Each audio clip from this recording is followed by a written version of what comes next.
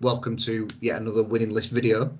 And today we are looking at Brett Smith's Thousand Suns Cult of Magic list, who won Leodis Midweek Masters. Yeah, Midweek Masters, 26 players. He also won, I think it was like a week later, our Wednesday Warfare, 16 players as well. So he won 2 RTTs with this list back to back. So welcome, Brett. Say hi to the folks. Hey everyone. Nice. Well, okay. Yeah, we are just going to be focusing on the Leodis one today. Yes, we will just focus on the Leodis one because the list didn't change between then and the latest one, and the latest one was a smaller event anyway. Not that it makes a difference to the victories. It's just we only have so much time. So we'll go and Carnage members just be fucking winning shit all the time. So we just got to get to what we can get. So let's without further ado, let's move on to the list. So do you want to run us through it a bit, Brett? Yeah, so pretty much got a lot of the staple Thousand Sun stuff at the minute. So obviously don't leave home without Magnus. I've got Ahriman on disc, who just tends to roll around by himself because I've got my 3 rubric squads with their 3 Infernal Masters. Pretty much every relic I can, enhancement I can take across them 3 Infernal Masters. So the one Order Forbidden Law to do the same ritual twice. The Umbral Crystal, so I can teleport a unit to around the board when I need it, and the last one being the extra damage. I always forget the name of that one. Arcane Vortex, to get the extra strength and damage on one of the Infernal Masters. I want to try something a bit different with this list, so I added in the Thousand Suns Demon Prince with Wings to have another uppy downy unit. Added in 10 Zangors for sort of the backfield or an extra line of screen after the cultists. And then I had 2 Mutalisk Warp Beasts, which I absolutely adore. I kind of wish I had a third one. Squad of Spawn, just because Spawn kind of sit on the backfield or be another annoying aggressive unit because they're surprisingly hard to kill. And then just 2 Action Monkey, Zangor Enlightened squads on discs, just to sort of be here, be there, and score some points.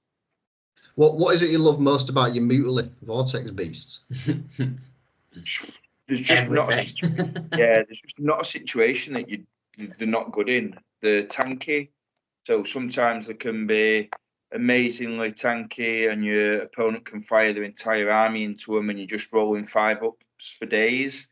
So you're just sort of taking it all on the chin, or you've got the sort of the railgun profile for firing into tanks.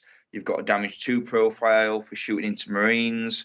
You've got flamers for screens and overwatching. And then in combat, you can sort of have a high punching attack at AP 2 damage 4, or you can have a sweep attack with 15 attacks, which is great. And then their abilities, you can either at the end of the movement phase throw out mortal wounds and battle shock stuff that's nearby, and your Cabalic Rituals, which is a key part of Thousand Suns, they just double the range. So there's just nothing that they're not good at. And then for 150 points, just an absolute steal. Yeah, they're so good, aren't they? Yeah, that's amazing. They're doubling the range on that Doom Bolt as well. For that 36-inch Doom Bolt's unbelievable, isn't it? And you say you'd... Sorry, having Temporal Surge for 36-inch range without line of sight, like you just have a guy next to that and you can just Temporal Surge to the other side of the map. So it is not having 3 because you wanted other stuff in this list, or is it just because you haven't got the model? So I don't have the model, and sometimes I kind of think taking 3, it's like, this is good, I'll just take 3 of it because I'm off to an event, and sometimes I don't always like to do that. Yeah, that's fair. One to hold each flank. Yeah, pretty much. OC4's nice as well because it just out OCs quite a lot of tanks, which is nice. Yeah, and if people have got like MSU units and objectives that aren't battle lines, so they're on like OC1, by the time the beast has gone on there, maybe dealt some mortal wounds, either fought them in combat or shot them, you're sort of dropping their OC down below yours anyway. Yeah. What do the Enlightened do? I haven't seen them in a list. So the Zangor Enlightened are just 3 dudes with 2 wounds. They've got like a 5-up arm and a 6-up invuln, and the movement 10. So with the fly keyword. So they're just on 40 mil bases. So pretty much all you do with them is for 45 points, they're just there to sort of go get score points basically. So some games, depending on my opponent, I might just keep them in my backfield as screens, just for this, because they're 45 points and it pushed my opponent out. Or I'll keep them in reserve, bring them on to do actions, or then I can double move them and get them into positions to do actions. Or they're basically just there to do actions and annoy my opponents as much as they can for 45 points. You get a couple of uses out of them and then they're just dead because they've only got 2 wounds, toughness 4, and the saves aren't great, but they've usually scored some points or denied your opponent points, so they're worth it. I mean, being OC 2 each is really good. Yeah, that's really good. Yeah, nice. Yeah, especially for a cheap unit. Yeah, cool. Like, all right. bring them on from reserves and then double move them, like temporal surge them onto an objective. If your opponent's only got OC 4 or 5 on there, they can't use the Overwatch strat, and then you've just out OC'd them. Yeah, and that's 20-inch move as well, isn't it? With a double move, it's 20 inches really when you move them and move them again. Yeah, if they're deployed on the battlefield, 20-inch move, or bring them on from reserves 9 inches away, and then move them 10. So then you're touching where you need to be. Yeah. And what about the Demon Prince? How did you use him? How did you find him in the list then? So the Demon Prince, I think, suffered a bit, unfortunately, but I enjoyed him. But since running them 2 events, I've cut him from my list. So pretty much the uppy down, he was good, and he got me into some positions where I can then doom bolt or double move him onto objectives or to get line of sight. But he very much suffered from, if my opponent drew assassinate or bring it down, he was the easiest target to go and get. Or he just, sometimes he didn't punch as hard as I wanted him to. So he I think ended up fighting a Chimera for 3 rounds of combat just because he couldn't clear it. He couldn't clear it off him. So it then tied him up for 2. I didn't get to pick him up or drop him down. So I think he has a place in some lists, but did you spend the whole time wishing it was a Vortex beast? Yeah, well, yeah. Yeah, that is how you improve that list. Take him out and put a 3rd beast in. Yeah, not gonna lie. You take him out and you put a beast in. Or maybe even Forge Fiends, like. Yeah, they're good as well.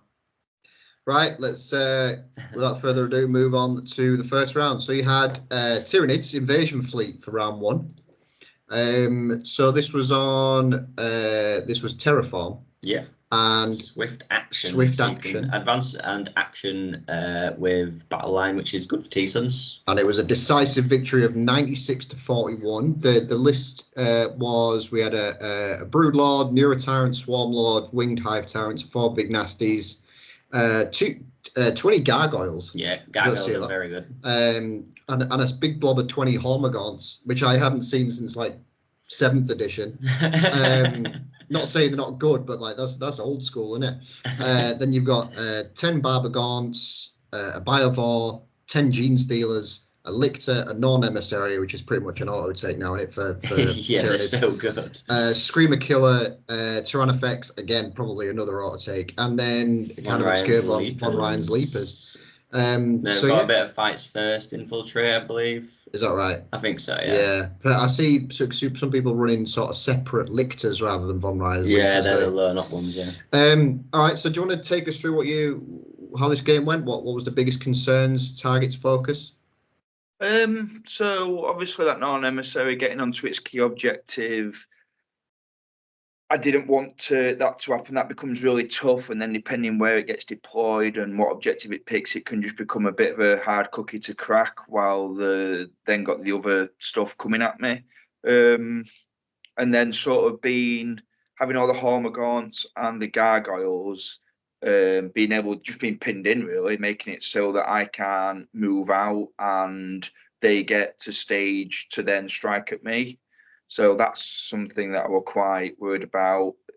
Before this game, I hadn't played Nids at all. So whenever you haven't played a matchup, an army, sort of, you kind of don't know how tough stuff is, or you're trying to take on a lot of information. So yeah, I think I'm mainly scared about being screened out and some of the big monsters.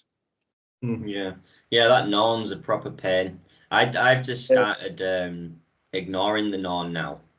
Well, I got quite... So one of the key things about that game was, I think, where he deployed his Norn Emissary and the objective he picked, which was the No Man's Land left one, if you're looking at the video now for the viewers. Okay. They advanced the Norn Emissary to get onto that objective because they wanted to keep it out of line of sight in case I went first. They didn't make it to the objective. They then tried, I think, a re-roll on that and still didn't make it there. I think they needed like a 4 or a 5 to get to the objective. So they fell short of it. And then if you look at my turn 1, I got Bring It Down. So I was like, well, that emissary isn't on its objective and I've got Bring It Down. So if I can put, I think I ended up putting a Mutalith Warp Beast, Magnus, and one of my more damage, and the Arcane Vortex, Infernal Master into that beast. He popped the strap for the 5-up Feel No Pain, but through all that damage that went through it, I ended up killing it. So nice. I was like, right, I don't have to worry now about that objective. Sort of, I don't have to worry about the Norn Emissary, and I managed to get 4 points to Bring It Down. So that was like a very big swing early on. Yeah, that's pretty big, bringing that thing down.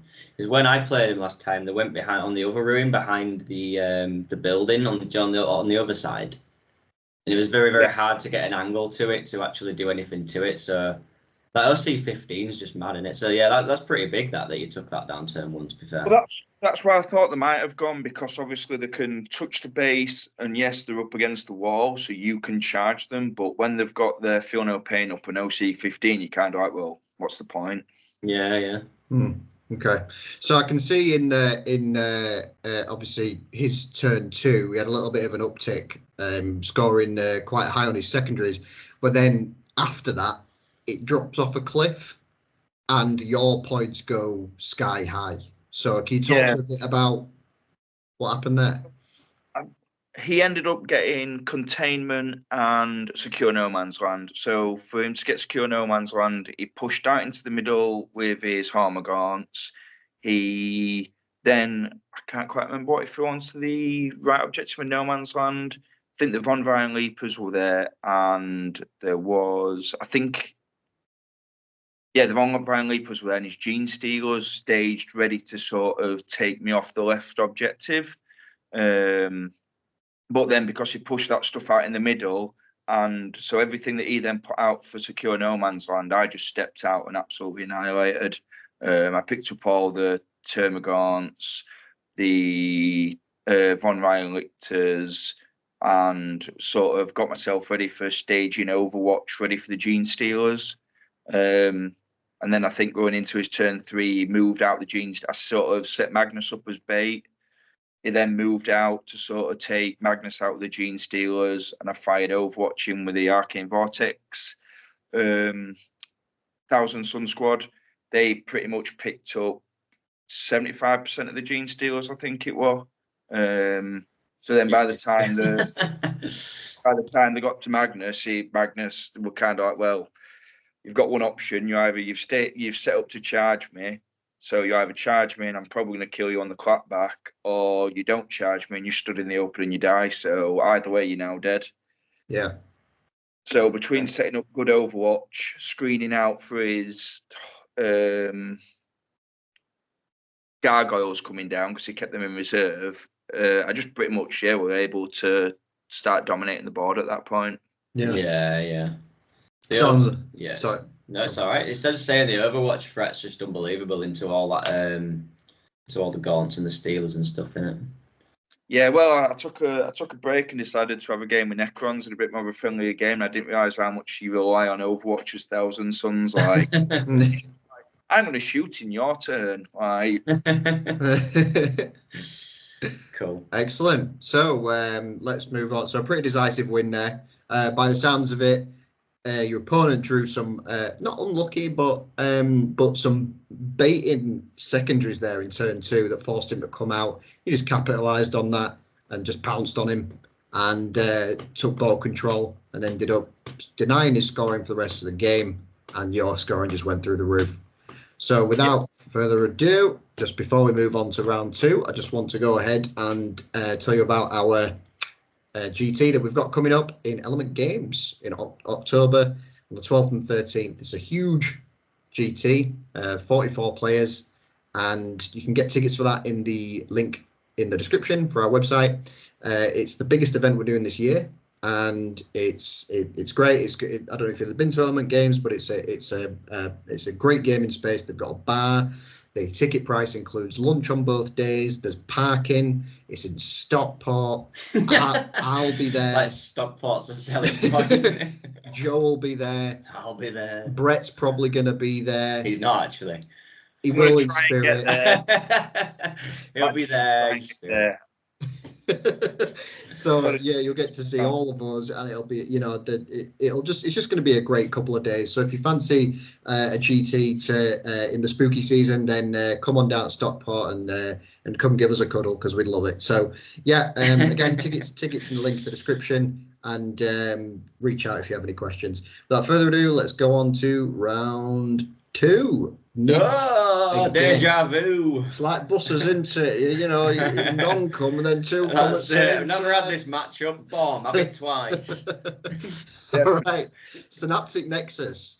So this was on Purge the Foe. Purge the Foe. It was at the Diagonals, and it was 97 to old 57. school Warhammer. This just kill stuff. Just kill more. So what they got? They got Death Leaper. So basically, that's what you was on about. So good then, by the way, for the points. Absolutely insane. You got Hive Tyrant with Synaptic Control. I'm not quite sure what that does. Got Neurotyrant, which is the new one, isn't it? With it's like the big brain. The big brain. The Parasite of Vortex. That's the one with all the.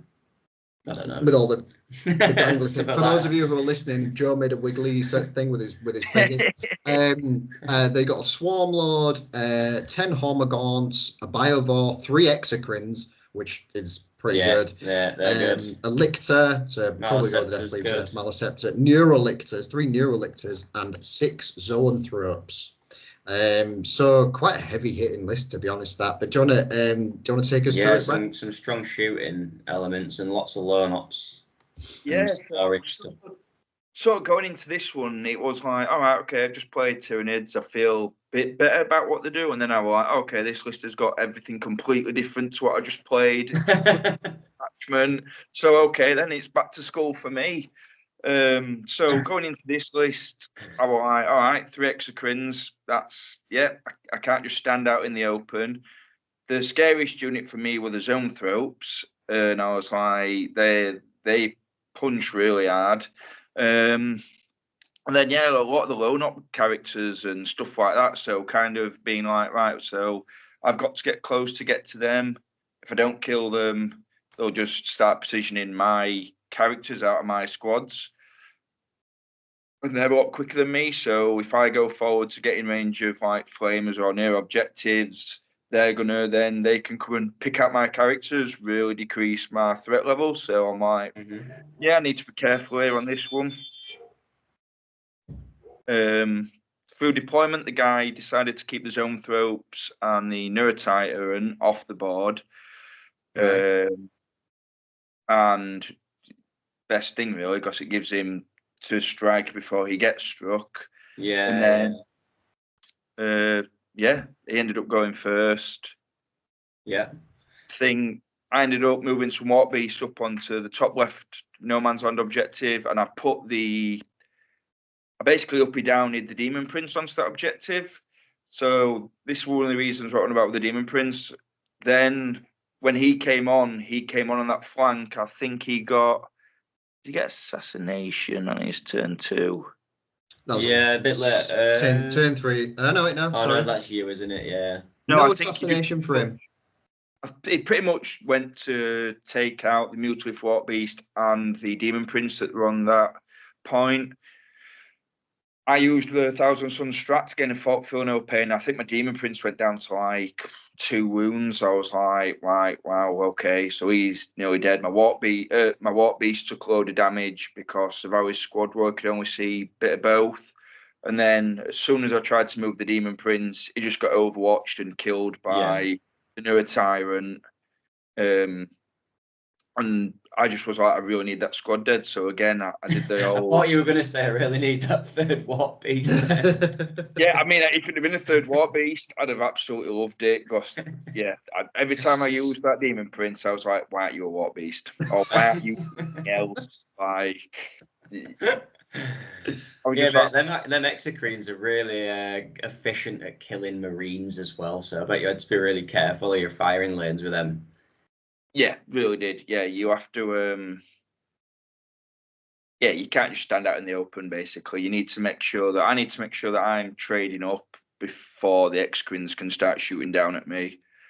Mm-hmm. Yeah, they're really, really good at kill. I played Craig the other day in this same matchup, and they do kill Marines very, very easily. Then, don't they? So, what was the turning point in this game? Then, do you think?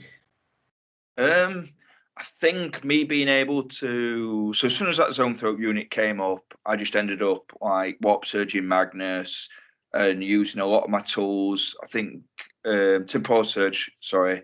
I ended up double moving 2 units, Doom Bolting in, firing Magnus in, and every time I made him shoot as well with his Zone Throats, I gave him the hazardous keyword. So they loved that. I think because the psychic. Yeah. Yes, I think he lost 1 to that. And I just ended up removing them off the board with between Magnus, a Warp Beast, and some of the Rubric Marines. And then once that threat had gone, I just started like wheeling my army around in a block, so he couldn't really. He'd be trying to take on in my entire chunk of my army in one go, rather than me usually splitting it off and down into bits. So it was just making it so the individual characters couldn't really ever come in or do anything, and making it so his shooting didn't have great fire lanes, and then once he'd kind of shot, I'd have that many tools to attack back that I was pretty much like, you're going to get, as soon as you shoot that Exocrine once, I'm going to take it off the board. Yeah. Do you find you do that a lot with T-Suns? Just keep it nice and tight, keep like a nice block and play in like a quarter of the board? Yeah, pretty much. You want to make it hard for your opponents to pull you apart, but again, it depends on the matchup. If you're playing like a combat-heavy army, like I know Space Wolves or World Eaters, you don't want to be clumped up because you're just going to get tagged all the time. Yeah. An army where this didn't really have an upfront central hard block. You just need to hold to objectives to at least make sure that you're going to score 4 on the primary, and then just maybe keep dipping out and trying to touch that middle one, but you don't have to. Like if I put a Warp Beast in the middle, and I'm like, you shoot it with Exocrines if you want. Like, you wounded me on 4s. I've got 5 up, in run 5 up, feel no pain. So wherever you're trying to then plug that Mutilith Warp Beast off the centre, you're then not killing rubrics and stuff. And then I think I ended up moving the Warp Beast down to put pressure on, and Magnus stood in the middle with his reduced damage at this point. So it's like Magnus has got 1 million, he's even harder to wound, and then he's got a 2 up, 4 up, reduced damage, so the damage is only then 3-2, and then you've got rerolls coming out your ears. Rerolls out, you just like it's in the middle, and then you set up some fire lanes with Overwatch. It makes it really hard for your opponent. Yeah. Okie doke. So another really decisive win there for the T-Suns. So let's go to round 3. In round 3, we had World Eaters, Berserker Warband. And this was on the what do they call it? The Battenberg. The Battenberg.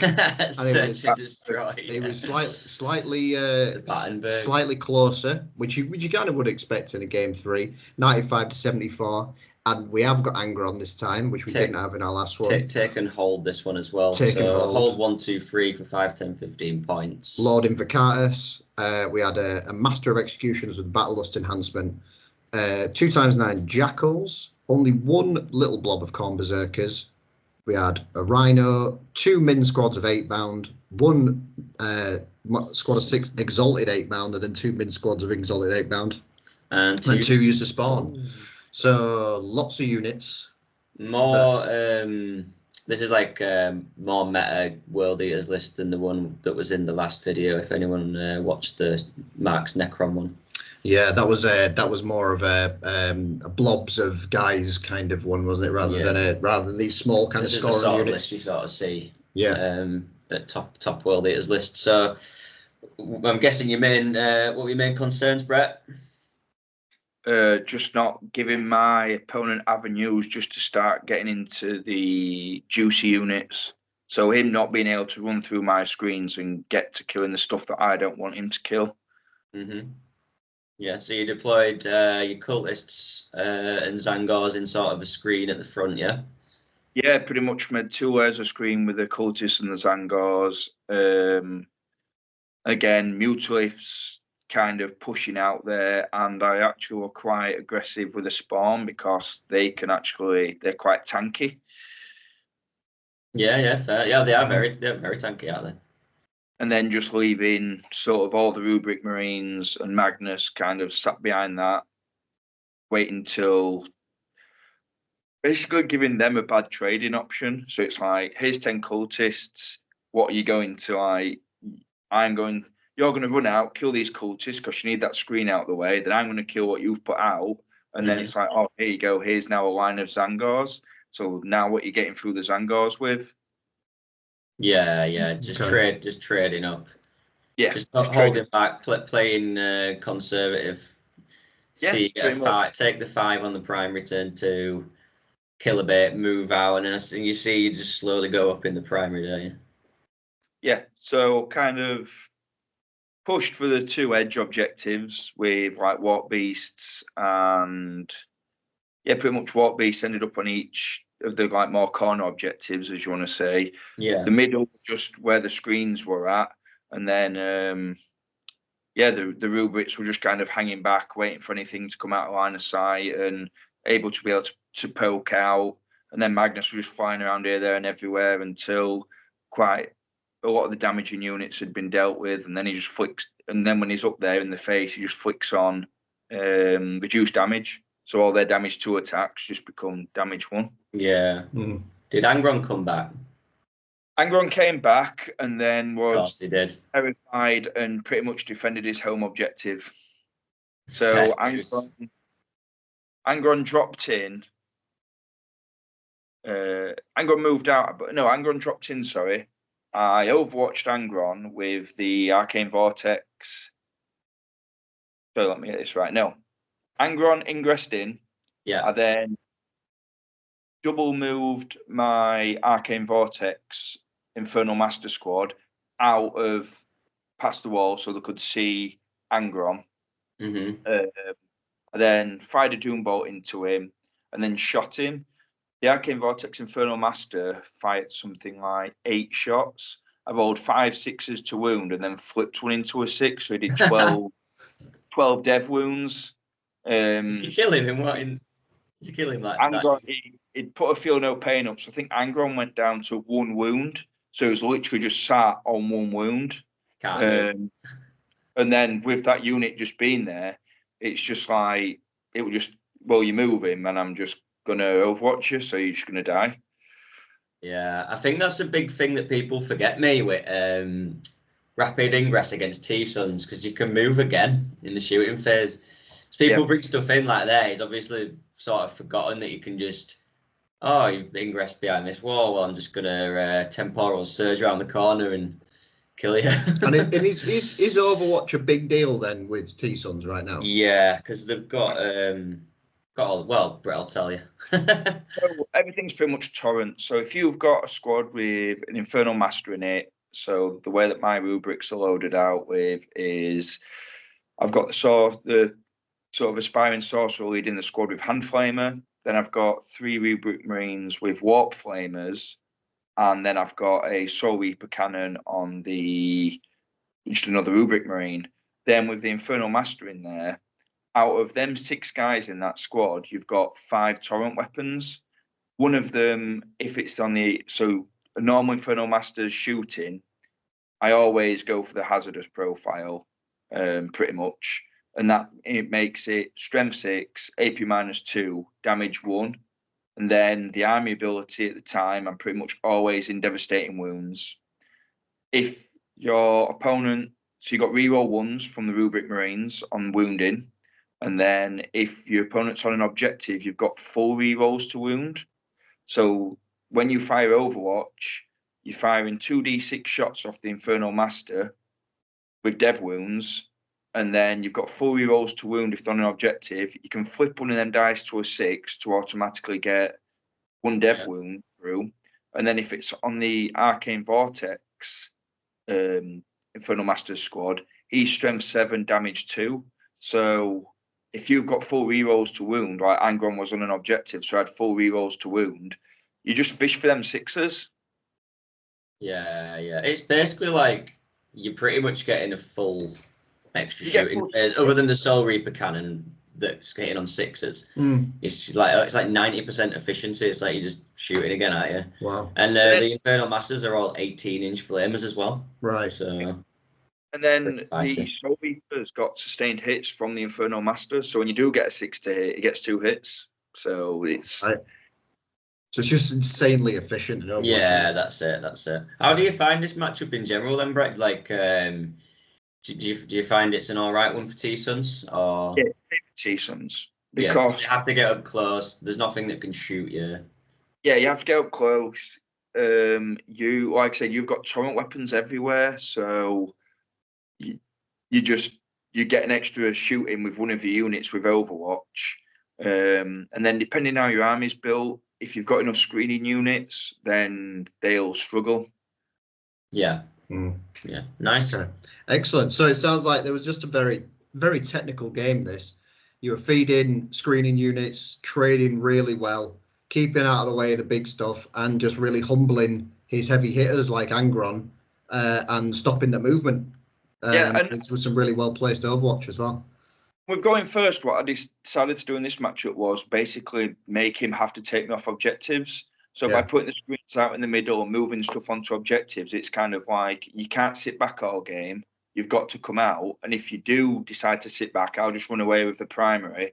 But then if you do come out, I'm going to then trade better than you. So like, putting you between a rock and a hard place. And the last thing World Eaters want to do is come out and try and hold objectives. They want to come out and kill stuff, don't they? So if you're forcing them to have to hold stuff and stay put rather than come out and do what they do best, you're already countering their whole MO, aren't you?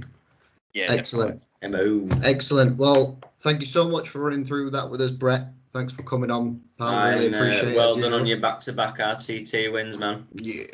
Smashing it.